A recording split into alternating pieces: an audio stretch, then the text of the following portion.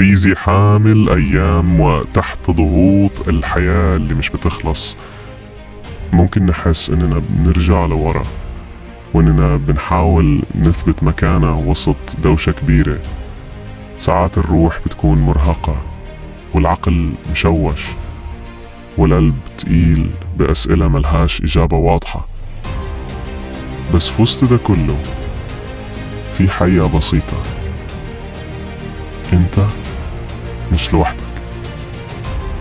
كلنا شايلين حاجات، بنعدي بظروف، بنقوم وبنقع، وكل مرة بنقوم فيها دي شهادة إننا أقوى من اللي عدى.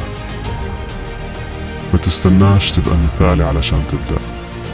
ابدأ حتى لو بخطوة صغيرة، حتى لو خايف. السعي نفسه هو البطولة.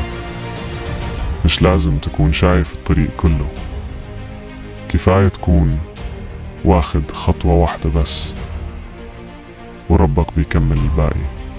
اجعل نيتك انك تسعى وخلي النتيجة على ربنا. قوة النفس مش بتيجي من برا، بتيجي من جواك، من قراراتك الصغيرة، من اللحظات اللي قمت فيها وانت مش قادر. سامح نفسك، خد بالك منها. مفيش حد بيتعلم من غير ما يغلط، ومفيش نجاح بيجي من غير ما نتعب.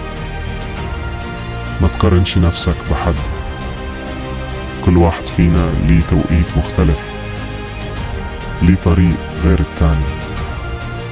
فما تستعجلش. صحتك النفسية مش رفاهية، دي الأساس اللي هتبني عليه كل حاجة. ادي لنفسك مساحة تهدى، تتأمل، تتنفس، وتبدأ من جديد. ما تخليش صوت الناس يغطي على صوتك الداخلي. انت تستحق تهدى، تستحق تحب نفسك، تستحق تطلع النسخة الأقوى من جواك. الطريق صعب،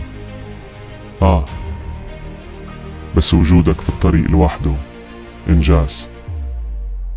الناس بتشوف النتيجة، بس ربنا شايف التعب. خليك فاكر دايما السعي عليك والنتيجة على ربنا، وهو أكرم من إن تعبك يضيع. ولو الكلام ده لمسك وشوفت نفسك بين السطور، ادعم القناة بلايك واشترك، وخلي الرحلة دي تكون بدايتك الحقيقية.